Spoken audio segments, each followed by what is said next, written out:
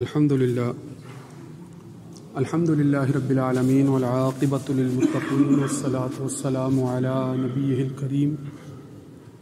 أما بعد فأعوذ بالله من الشيطان الرجيم بسم الله الرحمن الرحيم إن الله وملائكته يصلون على النبي يا أيها الذين آمنوا صلوا عليه وسلموا تسليما اللهم صل على سيدنا ومولانا محمد وعلى آل وأصحاب سيدنا ومولانا محمد وبارك وسلم عليه۔ سامعین محترم، رسول اللہ صلی اللہ علیہ وآلہ وسلم کی سیرت طیبہ کے حوالے سے گفتگو کا سلسلہ جو جاری ہے، اس حوالے سے آج ایک اہم بات جو آپ کے سامنے کرنی ہے وہ یہ کہ رسول اللہ صلی اللہ علیہ وآلہ وسلم کی زندگی، آپ کی حیات طیبہ، آپ صلی اللہ علیہ وآلہ وسلم کا عہد مبارک، آپ صلی اللہ علیہ وآلہ وسلم کا جو بعثت کا وقت ہے، اس کو پوری تاریخ انسانی کے تناظر میں اگر دیکھیں، اس کا مطالعہ کریں، اس کا مشاہدہ کریں، تو یہ دور پوری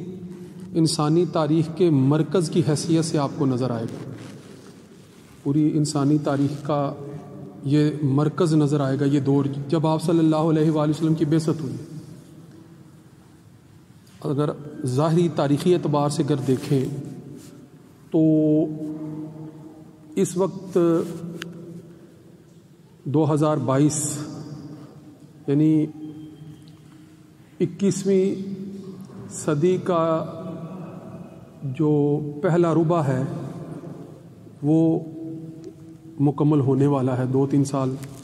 تک 21ویں صدی کا پہلا ربع جو ہے وہ مکمل ہو جائے گا۔ یعنی حضرت عیسیٰ علیہ السلام کی پیدائش سے اس کو منسوب کر کے شمار کیا جاتا ہے، اور حضرت عیسیٰ علیہ السلام سے لے کر یعنی ان کی پیدائش سے لے کر اب تک 2022 سال جو ہے وہ مکمل ہو چکے ہیں، اور آپ صلی اللہ علیہ وآلہ وسلم کی بعثت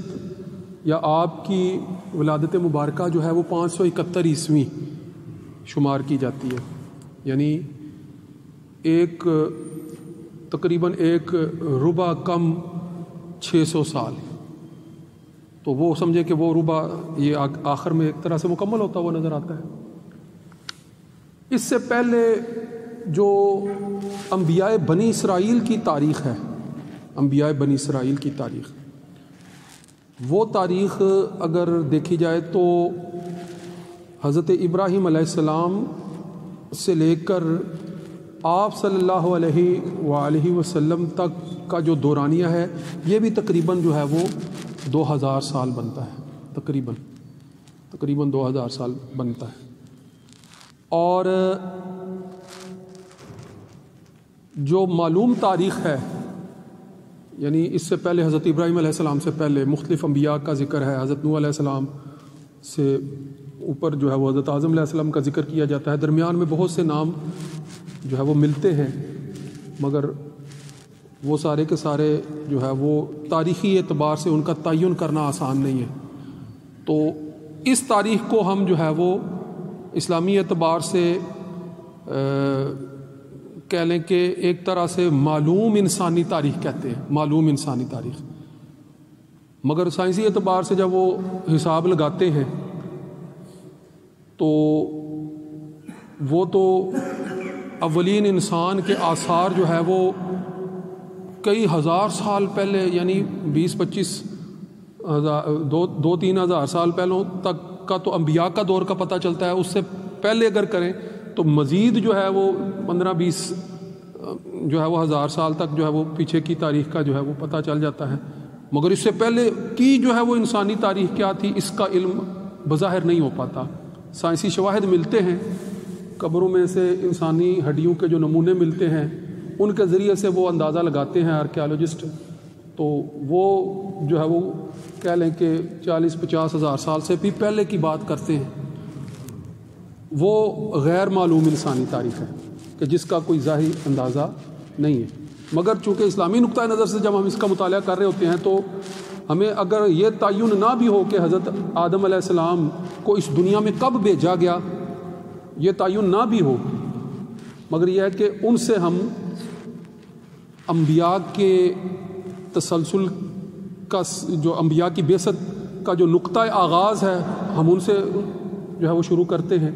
اور اس سے لے کر پھر حضرت نوح علیہ السلام تک، اور پھر حضرت نوح علیہ السلام سے لے کر حضرت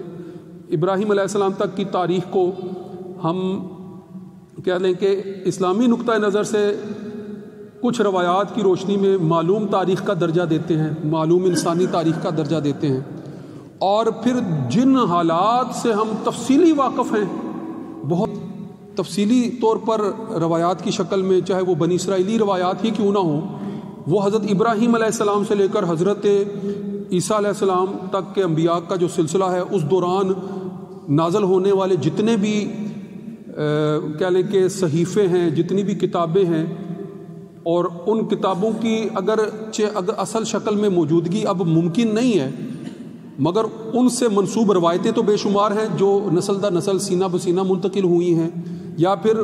جو مذہبی لٹریچر کے طور پر ہم تک پہنچی ہیں، وہ تو بے شمار روایات ہیں، اور ان سے اس تاریخ کا تفصیلی احاطہ بھی ہوتا ہے، اور انبیاء کے دور کے سنین کا یعنی سالوں کا تعین بھی ہوتا ہے یہ تاریخ. اور پھر حضرت عیسیٰ علیہ السلام سے لے کر آپ صلی اللہ علیہ وآلہ وسلم کی بعثت تک بھی تاریخ جو ہے وہ واضح انداز میں تفصیلات بتا رہی ہوتی ہے کہ کس طرح سے حضرت ابراہیم علیہ السلام ایک طرف جو ہے وہ شام ہجرت کر کے جاتے ہیں اور وہاں پر بیت المقدس کی بنیاد رکھتے ہیں، فلسطین کے اندر بیت المقدس کی بنیاد رکھتے ہیں، اور جو ہے وہ قبہ صخرہ کی جو ہے وہ تعمیر کرتے ہیں، جو کہ بعد میں جو ہے وہ حضرت سلیمان علیہ السلام نے جو ہے اس کی بڑی وسعت کے ساتھ تعمیر کی. وہاں سے پھر جو ہے وہ مصر بھی جاتے ہیں، پھر جو ہے وہ اپنے بیٹے کو لے کر جو ہے وہ خانہ کعبہ جہاں ہے اس وادی غیر ذی زرع میں بھی آتے ہیں، اور اپنے جو ہے وہ نومولود بیٹے کو جو ہے وہ جو چھوٹی عمر کا جو ہے وہ کم سن بیٹا ہے اس کو چھوڑ کر والدہ کے ساتھ جو ہے وہ چلے بھی جاتے ہیں، پھر آتے جاتے بھی رہتے ہیں. تو ان کے اپنے دور کے واقعات، پھر وہاں وہ کس طرح سے آباد ہوئے، کس طرح سے قبیلہ بنی جرہم جو ہے وہ آباد ہوا، کہاں سے وہ آیا، اس کی تاریخ بھی ملتی ہے. پھر اس قبیلے کے اندر جو ہے وہ حضرت اسماعیل علیہ السلام کی شادی ہوتی ہے، پھر وہاں سے ایک سلسلہ نسب جو ہے وہ چلتا ہے، اس شادی کی ناکامی کے بعد جو ہے وہ ایک اور دوسری جو ہے وہ شادی ہوتی ہے، پھر اس سے جو ہے وہ آگے سلسلہ نسب جو ہے وہ چلتا ہے، اور اس سلسلہ نسب کا آپ صلی اللہ علیہ وآلہ وسلم تک پہنچنا، اس کے متعلق بھی تفصیل سے جو ہے وہ قریش کے پاس جو ہے وہ روایات سینہ بسینہ جو ہے وہ موجود تھیں، وہ بھی ملتی ہیں. تو آپ یوں اندازہ کر لیں کہ انبیاء کی جو معلوم تاریخ ہے، وہ معلوم تاریخ جو حضرت ابراہیم علیہ السلام تک پہنچتی ہے 2000 سال کی تقریباً قدیم تاریخ ہے، اور آپ صلی اللہ علیہ وسلم کی بعثت کے بعد آج ہم 2000 سال بعد اس دور میں ہیں 21ویں صدی کے اندر. تو جو تاریخ کا دھارا ہے، جو تاریخ کے اندر ہونے والے واقعات ہیں، ان کی نوعیت آپ صلی اللہ علیہ وسلم کی بعثت سے پہلے اگر اس کا مطالعہ کریں، اور پھر آپ صلی اللہ علیہ وسلم کی بعثت اور اس کے بعد جو ہے وہ آپ صلی اللہ علیہ وآلہ وسلم کے بعد جو ہے وہ دنیا کیسی ہو گئی، اس کا مطالعہ کریں، آپ کو انقلاب عظیم نظر آئے گا. یعنی دنیا جو ہے وہ اس طرح سے سوچ ہی نہیں رہی تھی آپ صلی اللہ علیہ وسلم کی بعثت سے پہلے. جس طرح عظیم پہلوؤں پر سوچتے ہوئے دنیا ترقی کے ان جدید جو ہے وہ دور سے جو ہے وہ گزر رہی ہے، ان پہلوؤں پر دنیا سوچنے کا تصور ہی نہیں کر رہی تھی. مثلا نجوم پرستی، ستارہ پرستی، جو ہے وہ اجرام فلکی کی پوجا کرنا، اور پھر جو ہے وہ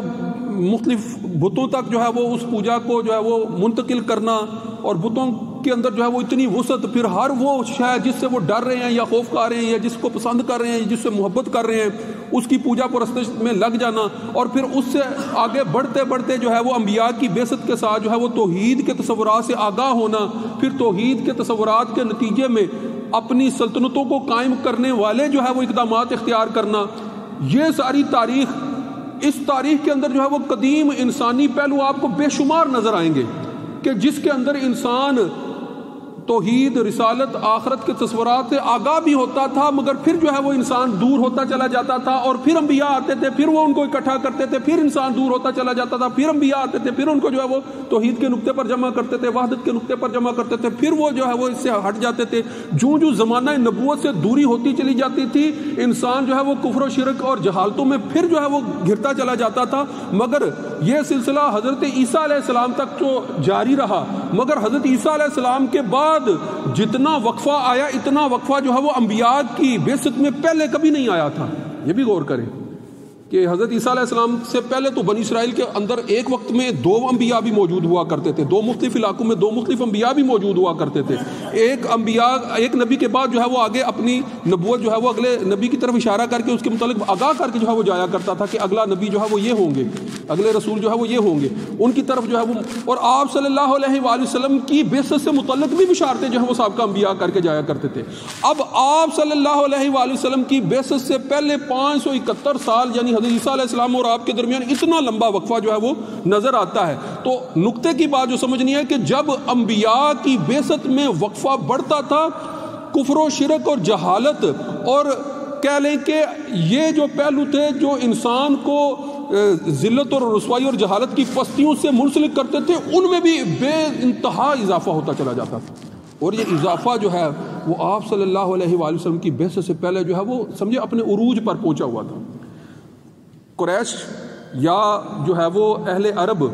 اپنے آپ کو حضرت ابراہیم علیہ السلام کے پیروکار کہتے تھے، اپنے آپ کو حنیفی جو ہے وہ مذہب کے پیروکار کہتے تھے۔ حضرت ابراہیم کا جو ہے وہ لقب حنیف، اس کے پیروکار جو ہے وہ اپنے آپ کو کہتے تھے، مگر اصل میں حنفیت تھی کیا؟ دین حنیف کیا تھا؟ اللہ رب العزت نے حضرت ابراہیم علیہ السلام کو توحید پر کاربند کیسے رکھا ہوا تھا؟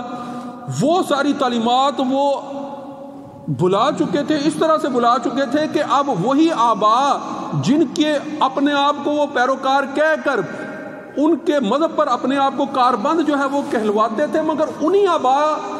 کی جو ہے وہ پوجا اور پرستش میں جو ہے وہ لگ گئے تھے، بجائے یہ کہ وہ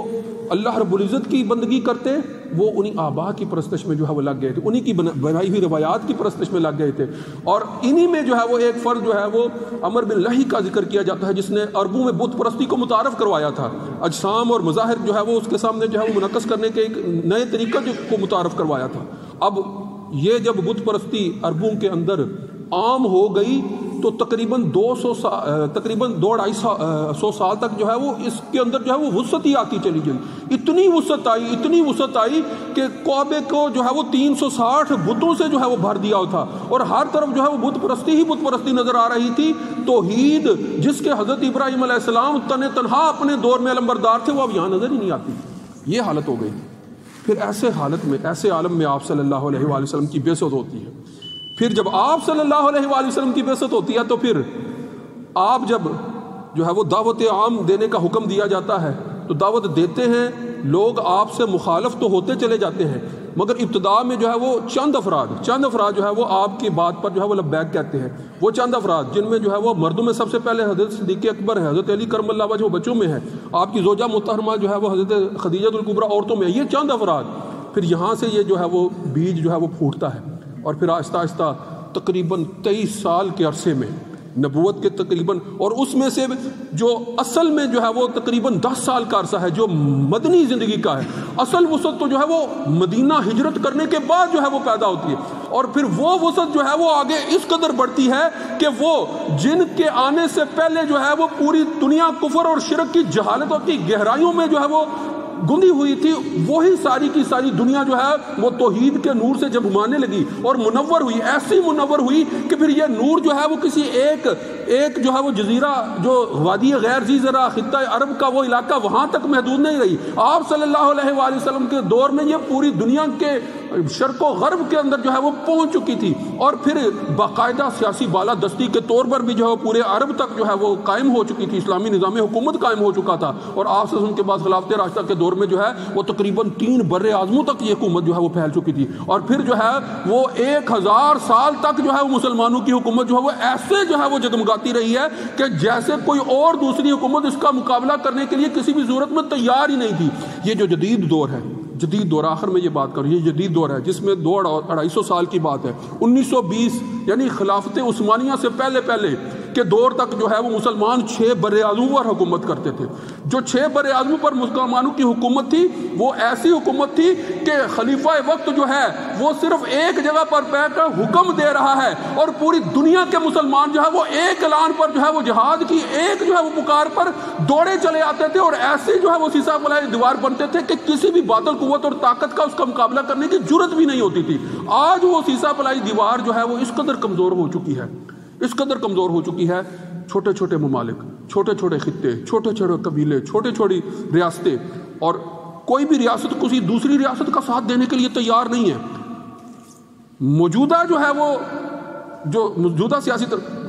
وہی مسلمان ریاستیں جو ہے وہ یونائٹڈ نیشن کے تحت جو ہے وہ مسلمان ریاستوں کے خلاف جو ہے حملہ آور ہونے کے لیے تیار ہو جاتی ہیں، مگر مسلمان ریاستوں کے دفاع کے لیے جو ہے وہ اکٹھی نہیں ہو پا رہی ہوتی۔ یہ ہمارا المیہ ہے اس وقت۔ تو سیرت طیبہ کے ان پہلوؤں پر جو ہے انشاءاللہ مزید بھی روشنی ڈالی جائے گی۔ وآخر دعوانا الحمدللہ رب العالمین۔ سنتیں ادا